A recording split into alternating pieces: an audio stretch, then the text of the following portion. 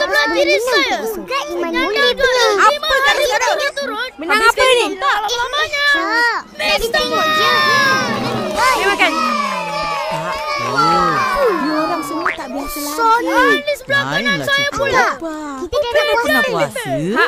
Besok atau lusa. Kalau tak puasa pun cakap macam kita. Kenapa korang tahu ni? Tika, macam mana kita nak tahu bila mula puasa? Kenalah tengok anak bulan dulu. Kalau nampak, besok puasa lah. Kalau tak, lusa puasa. Ada. Oi, apa kamu semua buat ni? Betul. Saya mau main juga. Kalau tak percaya, malam ni tunggu. Keluarlah nanti. Kalau macam tu, kita tunggu malam ni. Boleh. Dah, cepat makan. Apa dah jadi? Lepas makan mesti buat apa? Korang, saksikan main lah. Lama-lama mereka. Mandi dia sembahyang dulu lah. Betul. Sabar. Alamak, Cikgu Jasmine. Ibi, macam mana nak bayar soalan? Okey, Cikgu. Kerjakan aku. Alah, senang. 2 tambah 4 sama dengan 7 lah. Macam. Kenapa ni aku suruh Acap? Tak boleh. Tidak mati, Ma. Mana boleh lawan-lawan? Mana ada lawan? Saja yang tahu. Tadi semua cakap lawan-lawan.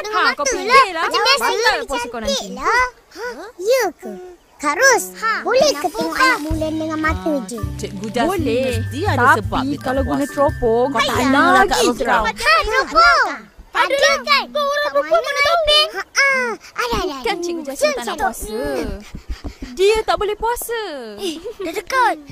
Kenapa? Itulah. Perempuan ni lain sikit. Siapa lah? Diorang ni Istimewa. Sayang. Tuhan sayang lebih.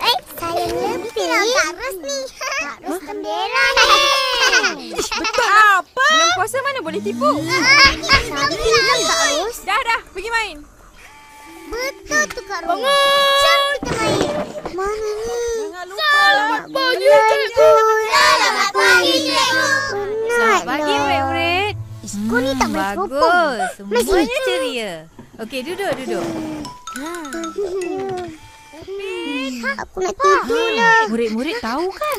Sabarlah. Jangan Lusa tidur kita akan lagi. mula berpuasa. Puasa. Dik, jangan ambil. Lalu main. Lepas patah landa dia jalan. takut ni. Cikgu nak tahu siapa kat sini yang pernah berpuasa. Hantar ni ke rumah Tok Dalang. Cikgu. Buat apa? Sipun. Saya juga, Cikgu. Saya juga. Mana? Bulan puasa ni. Kau berdua tak tidur lagi. Ini kan ada malam ni. Besok kan nak sekolah. Je lah, Opa. Apa? Cepat Itu pergi. satu Orang nak pembantu. tengok anak lambat nak bulan ni. berbuka. Tahu ke puasa, Cikgu? Lah. Ya. Besok tak nampak? puasa. Bawa bekas tu balik. Lusa baru Banyak puasa. pahala. Macam mana Opa tahu? Opa dah nampak anak bulan tu ya, Pak? Assalamualaikum. Opa nampak. Tinjuk. Hei, kan Cikgu Sembilan dah bagi tahu tadi. Korang nak apa ni? Suka berpuasa. Tapi Opa Cikgu memang cakap puasa kena tengok anak Kenapa memang bulan. suka belum puasa? Percayalah cakap Kak Ros kau tu. Dah berapa kali kau kena teleram?